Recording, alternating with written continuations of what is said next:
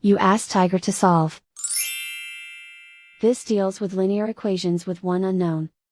The final result is m equals -40. Let's solve it step by step. Move the negative sign from the denominator to the numerator. Isolate the m. Multiply both sides by 4. Group like terms. Multiply the coefficients.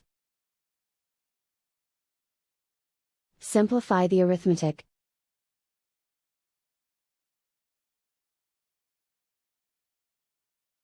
Convert the m into a positive number.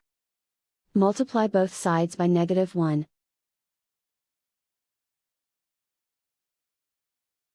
Remove the ones. Simplify the arithmetic. And so the final result is m equals -40.